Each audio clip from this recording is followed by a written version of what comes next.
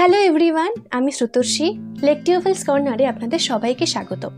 তো আজকে আমি যে ভিডিওটা করছি এটা হচ্ছে একটা বই নিয়ে বা বইয়ের রিভিউ সংক্রান্ত এই ভিডিওটা, যেখানে আমি এমন অনেক কিছু শেয়ার করব যা শুনে হয়তো আপনাদের অনেক উপকারে লাগতে পারে বা মনে হতে পারে যে এই বইটা একবার জীবনে পড়ে দেখাটা উচিত।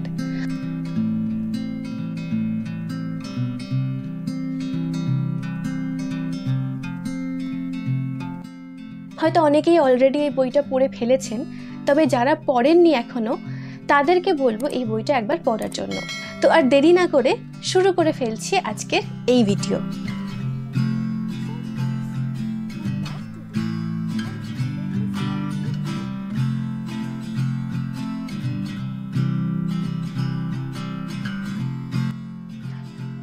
আজকে আমার হাতে যে বইটা রয়েছে এবং যে বইটা সম্পর্কে আমি আজকে রিভিউ দিতে চলেছি সেইটা হচ্ছে এই বইটা।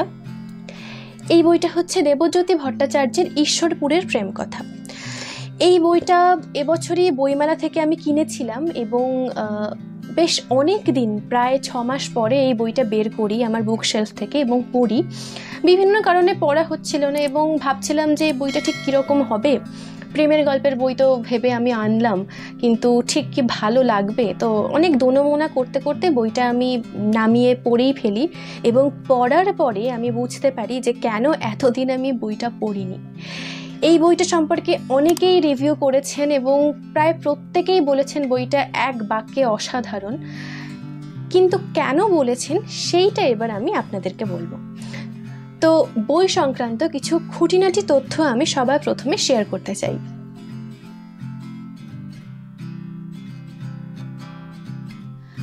তো এই বইটা অর্থাৎ ঈশ্বরপুরের প্রেম কথা, এই বইটার লেখক হচ্ছে দেবজ্যোতি ভট্টাচার্য। এটি পত্রভারতী থেকে প্রকাশিত হয়েছে এবং এই বইটার সর্বমোট পৃষ্ঠা হচ্ছে 192 এবং দাম 295 টাকা। যদিও এই বইটা আমি 20% ডিসকাউন্টে পেয়েছিলাম বইমেলাতে, মানে বইমেলার সময়। তো একবার আপনারা কলেজ স্ট্রিটে বা পত্রভারতীর দোকানে গিয়ে জিজ্ঞেস করতে পারেন, হয়তো ডিসকাউন্ট পেয়েও যাবেন। তো এইবার আসি এই বইয়ের বিভিন্ন চরিত্র এবং বইয়ের সংক্ষিপ্ত বিবরণে। তো এই বইতে সর্বমোট 2টি প্রধান চরিত্র এবং কিছু পার্শ্ব চরিত্র রয়েছে। আর এই প্রধান চরিত্রের মধ্যে অবশ্যই আমাদের গল্পের নায়ক এবং নায়িকা রয়েছে, যাদের জীবন পুরোপুরি বিপরীতধর্মী এবং সেই দুটো বিপরীতধর্মী এবং বিপরীতমুখী মানুষ কিভাবে একত্রিত হন বা কিভাবে তাদের মিলন ঘটে সেইটা ভীষণভাবে আপনার মনে প্রভাব ফেলবে এবং কেন সেটা প্রভাব ফেলবে সেই সম্পর্কেই আসছে। তো সবার আগে আমি বলি আমাদের গল্পের নায়কের কথা। তো আমাদের গল্পের নায়ক দেবব্রত বা দেবু, যে হচ্ছে তার দাদা বৌদি এবং মায়ের সাথে থাকে। তাদের এই ছোট্ট পরিবারে সে বেকার ছেলে, যে ম্যাথস নিয়ে মাস্টার্স করার পরেও কোনো চাকরি পায়নি, আর সে তার দাদার ঘাড়ে বসে খায়। তো গল্পের একদম শুরুতে দেখানো হয়েছে যে সে তার বৌদির কাছ থেকে টাকা নিয়ে সিনেমা হলে সিনেমা দেখতে যাচ্ছে, আর সেটা নিয়ে তার বেশ আক্ষেপ বা তার মনোকষ্ট যে এত পড়াশোনা করার পরেও সে বেকার এবং চাকরি পাচ্ছে না। তো একদিন হঠাৎ করে ঈশ্বরপুর গ্রাম থেকে সে একটা লেটার পায়, যেখানে সে জানতে পারে যে একটা ইন্টারভিউর মারফত সে সেখানে জয়েন করতে পারবে। তো এই অফারটা পাওয়ার পর সে আর 7-5 না ভেবে বেরিয়ে পড়ে। তো এই যে গোটা জার্নিটা, তার শহর থেকে গ্রামে যাওয়ার জার্নি, সেই জার্নিতে সে সাধু নামক একটি চরিত্রের সাথে তার পরিচয় হয়, যে তার সাথে কথাবার্তা বলার পর অনেক কিছু জানতে পারে সেই গ্রাম সম্পর্কে। তবে এই সাধু চরিত্রটিকে তার প্রথমের দিকে একটু বাচাল এবং প্রায় পুলিশি জেরা করার মতো একটা অনুভূতি তার প্রথমের দিকে তৈরি হলেও পরবর্তীকালে সেই সাধুই তাকে থাকতে দিয়েছিল। এই সাধু চরিত্রটাও ভীষণ সুন্দর। গ্রামের মানুষেরা যেরকম হয়, একদম সহজ সরল সাধাসিধে, উপকার করতে ভালোবাসে, তো সাধুই পরবর্তীকালে তাকে বেশ অনেক দিন থাকতে দেয় এবং পরবর্তীতে যখন তার চাকরি পুরোপুরি পাকাপাকি হয়ে যায় আর বেশ অনেক দিনও হয়ে যায়, তো পরবর্তীতে সাধু তাকে একটা বাড়ি দেয়, যেটা তার বাড়িরই একদম পিছনের দিকে একটা বাগান বাড়ির মতো। সেখানে দেবু থাকতে শুরু করে। তো এভাবে চলতে চলতে দেখানো হয় যে প্রায় অনেক মাস পরে দেবু তার মাকে নিয়ে, অর্থাৎ সুনন্দা দেবীকে নিয়ে তার কাছে রাখে, আর মা ছেলের এই সংসার শুরু হয়। আর এই চাকরি জীবনের পাশাপাশি দেবু গ্রামের সাথেও একাত্ম হয়ে পড়ে। গ্রামের মানুষেরা তাকে ভালোবাসতে শুরু করে এবং নিজের মানে গ্রামের ছেলে হিসেবে তাকে ট্রিট করে। তো বেশ ভালোভাবেই দেবুর সেই ঈশ্বরপুর গ্রামের সাথে একটা নতুন জীবন শুরু হয়। তো এই গেল আমাদের গল্পের নায়কের কথা। এইবার আসি আমাদের গল্পের নায়িকার দিকে।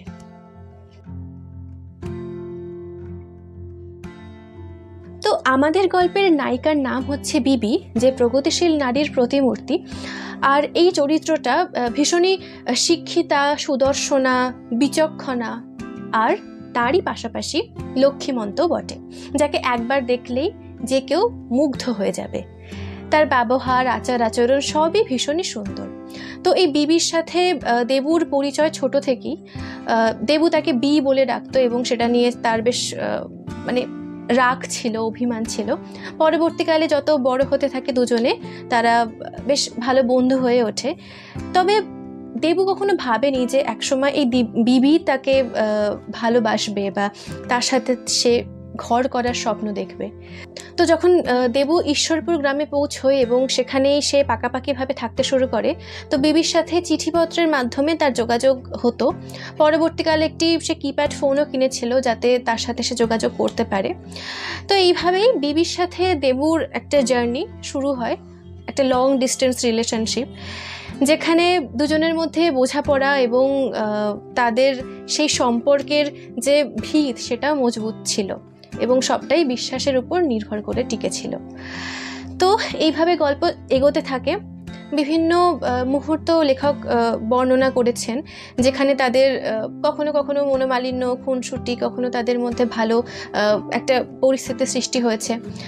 তার পাশাপাশি এটাও দেখানো হয়েছে যে বিবির এই ঈশ্বরপুর গ্রাম সম্পর্কেও কিছুটা কৌতূহল জন্মেছে, যদিও সেটা প্রথমের দিকে দেবু বুঝতে পারেনি, কারণ দেবু ভেবেছিল যে কোনো না কোনো সময় সে বিবিকে একটা প্রপোজাল দেবে ঈশ্বরপুর গ্রামে আসার, কিন্তু কোনোভাবেই সেটা সে বলতে পারছিল না, কোনো একটা বাধা সৃষ্টি করছিল তার মধ্যে।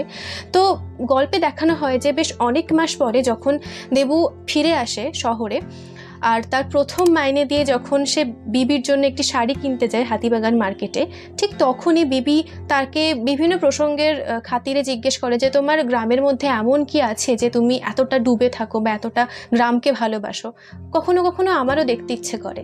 এটা শোনার পরে দেবু যেন আকাশ থেকে পড়লো এবং বেশ মানে প্রচণ্ড আনন্দ অনুভব করছিল যে এই কথাটা এতদিন ধরে সে বলতে পারেনি, এবং বিবি কত সহজ স্বাভাবিকভাবেই তাকে জিজ্ঞেস করে বসলো। তো এইটার পরিপ্রেক্ষিতে সে প্রত্যুত্তরে জানিয়েছিল যে এবারের পুজোতে যেন বিবি তার সাথে তার গ্রামে যায়। বিবি গেছিল, আর সেই সময়টার বর্ণনাও ভীষণ সুন্দরভাবে লেখক বলেছেন যে পঞ্চমী থেকে দশমী বিবি ঈশ্বরপুরেই কাটায় দেবুর সাথে, দেবুরই বাড়িতে। আর গোটা গ্রাম জেনে গেছিল যে দেবুর হবু বউ আসছে, তো তাকেও একদম মেয়ের মতোই তারা আপ্যায়ন করেছিল, তাকে আহ্বান করেছিল। বেশ ভালোভাবেই কাটে পুজোটা। কিন্তু দশমীর সময় বা দশমীর দিনে তাদের মধ্যে এমন অনেক কিছু হয় যার জন্য তাদের বিচ্ছেদ হয়ে যায়। তো বিভিন্ন ছোট ছোট বর্ণনা এই ওই সময়টাতে রয়েছে, যে গ্রামের মানুষেরা তাকে কিভাবে আপন করে নিচ্ছে, বা এই যে সাধুর স্ত্রী তার জন্য একটা শাড়ি রেখেছিল যেটা সে তার বৌমাকে পরাতে চেয়েছিল, যদিও পরবর্তীকালে তার ছেলে মারা যায় বলে সে তার বৌমাকে পরাতে পারেনি, আর সেটা সে বিবিকে পরাতে চেয়েছিল। তো প্রথমের দিকে তার একটু খারাপ লাগছিল যে এত ভারী শাড়ি, কিন্তু সে মুখ ফুটে বলতেও পারছিল না যে সে পরতে চায় না। আর সেই সব কিছু দেখার পরেও দেবু কোনো প্রতিবাদ করছিল না। তো এরকম খুঁটিনাটি নানান ঘটনা নিয়ে তাদের মধ্যে বিবাদ ঝগড়া শুরু হয়, এবং সেইটার পর থেকেই আস্তে আস্তে তাদের মধ্যে সেই সম্পর্কের ভাঙন ঘটে। কারণ বিবি কোনোভাবেই এটা মেনে নিতে পারছিল না যে দেবুর মতো একটি ছেলে, শহুরে ছেলে, সে গ্রামে গিয়ে এতটা চেঞ্জ হয়ে যাচ্ছে। আর এইটাকেই বিবি কোনোভাবে বুঝতেও পারছিল না যে সেটা কেন হচ্ছে, যার সাথে সে ভবিষ্যৎ পরিকল্পনা করার চেষ্টা করছে, যার সাথে তার বড় বড় আশা আকাঙ্ক্ষা এবং বেশ অনেক স্বপ্ন জড়িয়ে রয়েছে, সেই মানুষটি এইভাবে একটা গ্রামে গিয়ে একদম গ্রাম্য পরিবেশে নিজেকে খাপ খাইয়ে পুরোপুরি বদলে যাওয়া, সেইটা বিবি যখন বুঝতে পারছে যে কোনোভাবেই তাকে ফিরিয়ে আনা সম্ভব নয়, তার থেকে ভালো এই সম্পর্কটাই হয়তো শেষ করে দেওয়া উচিত।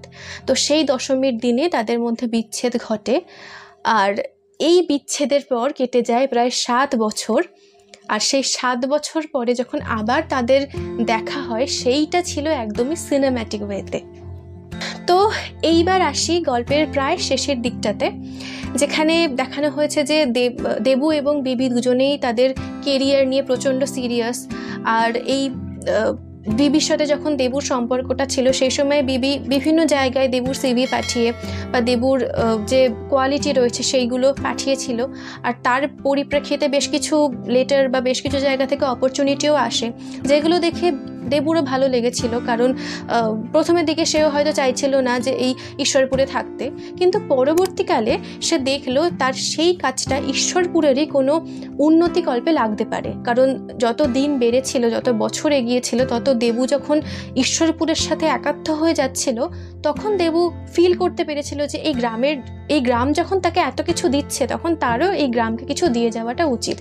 তো সেই অজপাড়াগায় যেখানে কারেন্ট ছিল না এক সময়, তো সেখানে বিভিন্ন ব্যবস্থা করে, বিভিন্ন উন্নতি সাধনে সে এগিয়ে আসে। তা গ্রামের মানুষেরা তাকে অনেক আপন করে নেয়। তো দেবু চেয়েছিল সে গ্রামের জন্য কিছু করে যেতে।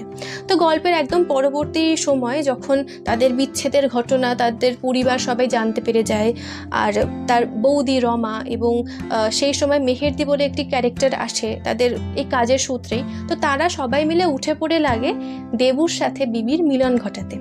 পরবর্তীকালে সেই 7 বছর পর সেই কাজের সূত্রেই যখন আবার বিবি ঈশ্বরপুরে যায় আর তাদের আবার সেই মিট আপটা হয়, সেই সময়ের বর্ণনাটাও ভীষণ সুন্দরভাবে লেখক রেখে গেছেন, যেটা পড়লে আপনার খুবই ভালো লাগবে।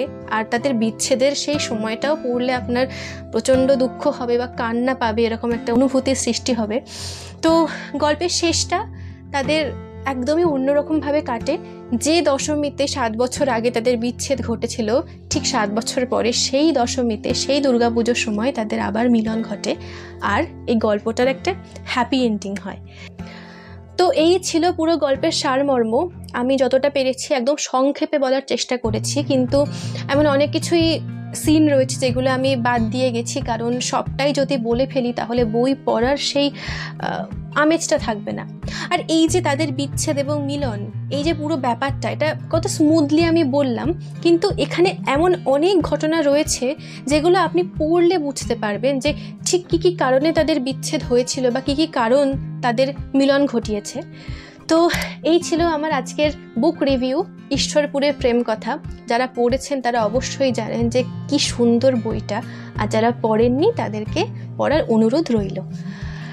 সবাই ভালো থাকবেন, সুস্থ থাকবেন। যদি আমার এই ভিডিওটা ভালো লেগে থাকে তাহলে একটা ছোট্ট লাইক করে সাবস্ক্রাইব করে দেবেন। আর কি, ভালো ভালো বই পড়ুন, মন ভালো রাখুন, শরীর ভালো রাখুন, আর খুব তাড়াতাড়ি দেখা হবে পরের ভিডিওতে। সবাইকে ধন্যবাদ এবং অনেক ভালোবাসা।